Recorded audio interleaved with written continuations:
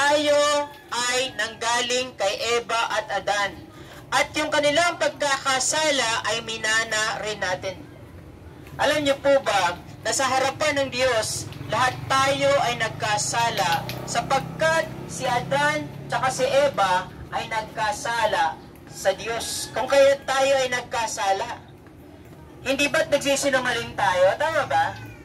Tama po? Nagsisinungaling tayo. Sino rito ang hindi sinungaling? Ako po. Ayun, sinungaling ka na. Hindi ba't yung iba sa atin dito nagmumura tayo? Nagsasabi tayo ng hindi ng mabuti sa kapwa. Tayo ay nag-iisip ng masama laban sa ating kapwa. Lahat tayo ay nangagkasala sa Diyos, mga kaibigan. Yung ating pagkakasala nito ay maaari tayong dalhin sa impyerno. Alam niyo po kung bakit? Kasi ang Diyos ay Diyos na banal at Diyos ng hustisya. Anumang kasalanan na gawin ng tao, ito ay may karampatang kaparusahan sa harap ng Diyos. Hindi ba't kapag ang tao nakapatay ng kapwa-tao, ano mangyayari? Pag nakapatay ng tao, maukulong. Pero sa harapan ng Diyos, pag tayo ay nagkasala sa harapan ng Diyos, pagsisinungaling, pagmumura, pag-iisip na masama sa kapwa, hindi pagsunod sa utos ng Diyos, paglabag sa 10 utos ng Diyos, ang kapalit nito ay impyerno. Hindi ba't ayaw natin ng impyerno? Di ba? Gusto natin pumunta ng langit, ayaw natin ng impyerno. Pero alam mo ba, kahit bata ka pa, matanda ka, binata ka, babae, lalaki, lahat tayo ay nagkasala sa Diyos. At dahil sa pagkakasala na ito, nagkaroon ito ng bunga. Ang bunga ng pagkakasala ng tao ay pagkakahiwalay mula sa Diyos. Kaya si Eva at si Adan, sila ay itinaboy sa Garden of Eden. Bakit? Upang ipakita sa kanila ng Diyos na ito ang resulta ng iyong pagkakasala. Ikaw ay mawawalay sa akin. Kaya sa panahon ngayon, may anak man tayo, wala man tayong anak, babae, lalaki, bata, matanda, lahat tayo walang pagkakaiba, lahat tayo ay nagkasala sa Diyos. At ang hindi lang yan, hindi lang tayo nalayo sa Diyos, tayo din ay kinamit o nakuha natin yung bunga ng kasalanan. Ano yun? Ang kamatayan. Sabi sa Bible, for the wages of sin is death, but the gift of God is eternal life through Jesus Christ our Lord. Friends, yung kasalanan natin, ito ay minana natin kay Eva at Adan. Minana rin naman natin yung pagkakahiwalay natin sa Diyos. Minana rin natin yung resulta ng kamatayan o ng kasalanan, kundi yung kamatayan. Mga kaibigan, bata man o matanda, tayo ay mamamatay. Alam niyo po, merong isang nagsabi na bata pa siya, hindi pa siya mamamatay. Pero kinagabihan, natulog, binangungot, patay na. May isa naman na naglalakad lang sa kalye, nahagip ng sasakyan, dead, on the spot, patay. Ngayon, wala tayong takas. Kapag yung kamatayan kumatok sa atin, di mo matatakasan yung kamatayan. Bakit? Sinasabi si Biblia, for us it is appointed unto men once to die, but after this, the judgment. Friends, neighbors, mga kapitbahay, tayo po ay maaaring mamatay anytime. Now, ang tanong, handa ka ba sa araw ng kamatayan? Merong Biblia upang ipakita sa atin at bigyan tayo ng pag-asa na po pwede tayong maging handa sa araw ng kamatayan. Because sinasabi po ng banal na kasulatan na yung kamatayan, pagkatapos ng kamatayan, ay paghuhusga. Anong paghuhusga? Na kung sa langit ka ba o sa impyerno. Ngayon, ito po sinasabi ko sa inyo, binabahagi ko sa bawat isa ng walang hiya Ay, hindi ako nahihiya na magbahagi sa inyo. Bakit? Dahil sa buhay lang na ito, makikita ko kayo. Sa buhay lang na ito na makikita ko kayong tao. After death, hiwalay na tayo lahat. Hindi na tayo magkikita-kita. Haharap tayo sa husgado, ang Diyos. Sa araw ng paghuhukom, ang bawat isa ay haharap at wala kang takas sa Diyos. Bakit? Sapagkat sinuway natin ang utos ng Diyos. Ang pagsuway ng isang batas ng Diyos ay pagsuway sa lahat ng batas ng Diyos. Sabi sa Bible, whosoever shall keep the whole law and yet offend in one point, he is guilty of all.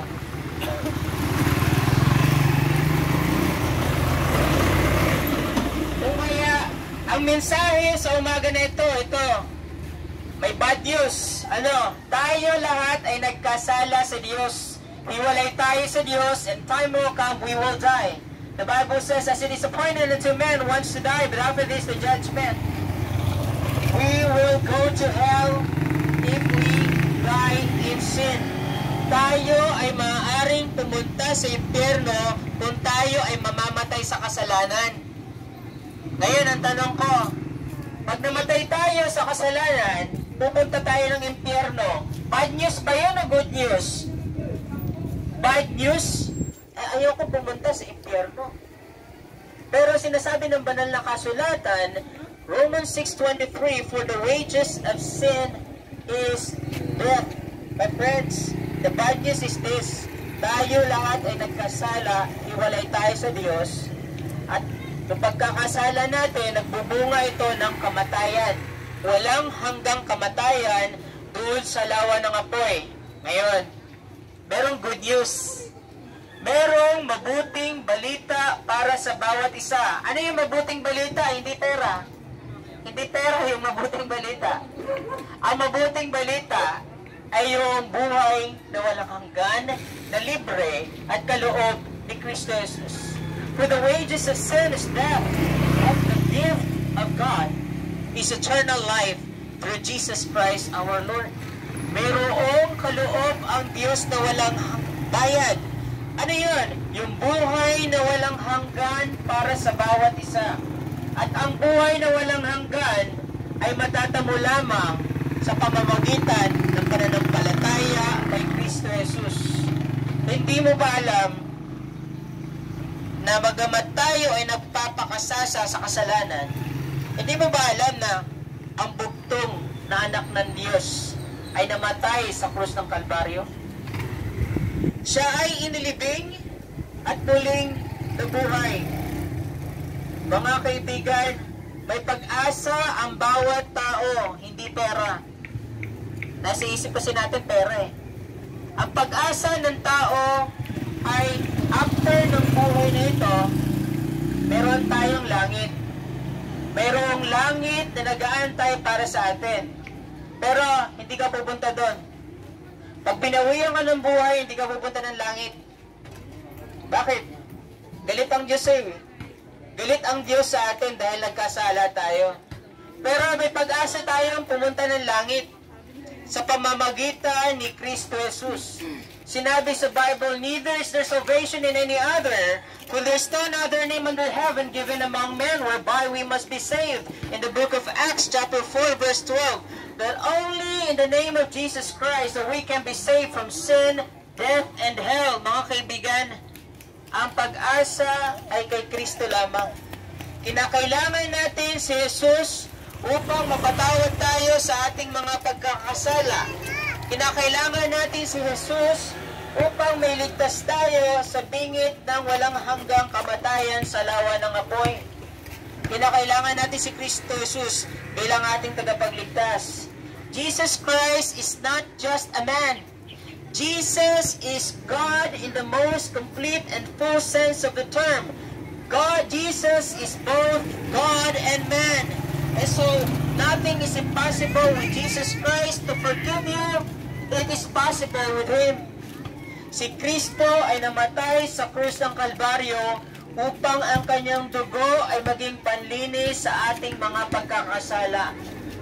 Pero, binaliwala natin yung kanyang kamatayan. Kaya ngayong umaga na ito, bago man lang mananguhian, ay nangangaral sa inyo yung isang mga ngaral upang ipaalala na ang kamatayan ni Jesus ay naging pampalubag loob sa galit ng Diyos. Ang kamatayan ni Kristo Jesus, ang kanyang dugo, ay naging panlinis sa lahat ng ating mga pagkakasala. Kaya makinig po nawa tayo. Saglit lang po ito. 15 minutes lang, tapos na po kami. Ngayon po, ano yung good news? That Jesus Christ, He died, He bled and died, and then after 3 days, He rose from the dead. Alam niyo po ba, si Kristo, siya lamang yung ating pag-asa. Hindi siya nagbibigay pag-asa, kundi siya mismo yung ating pag-asa. Jesus Christ is the Redeemer. He is our mighty Redeemer. That for us to enter heaven, we need Jesus. We need Jesus. Jesus said unto him, I am the way, the truth, and the life. No man cometh unto the Father but by me. Friends, matanda ka man, bata, may anak, may pamilya, ang kailangan mo ngayon sa araw na ito si Jesus. Because Jesus Christ already died on the cross and He rose from the dead. Therefore, God commended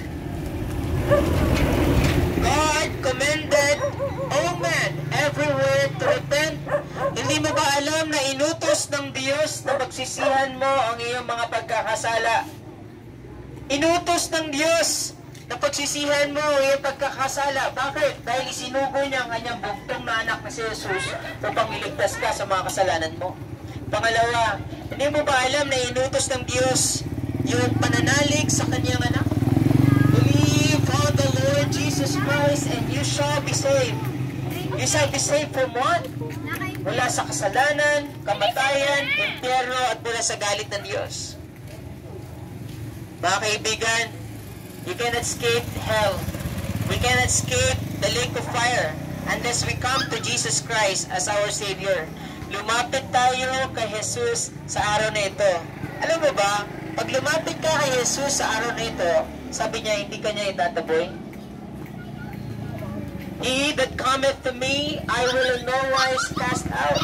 Pag lumapit tayo kay Kristo Jesus at humingi ng kapatawaran sa ating mga kasalanan, sabi, He is faithful and just to forgive us our sins and to cleanse us from all our unrighteousness.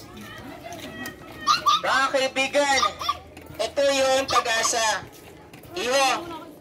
Iho, tatlong iho, makinig din kayo. Makinig dawa kayo. Isang beses nyo lang ito maririnig sa buong buhay ninyo. Mga kaibigan, ito lang yung mensahe. Without Jesus Christ, you will die in your sin. Now, come to Jesus Christ, repent and believe on Him, and you will be saved. Magsisi tayo at manampalataya kay Kristo at ikaw ay maliligtas.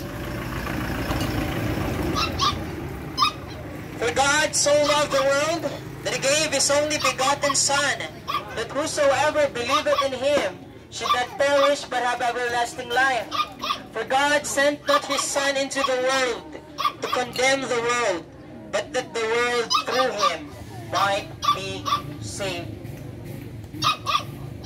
Come in faith, lumapit ka kay Kristo sa araw na ito, and you will be saved. Repent, and believe on the Lord Jesus Christ, and you shall be saved. Maraming salamat po sa inyong atensyon.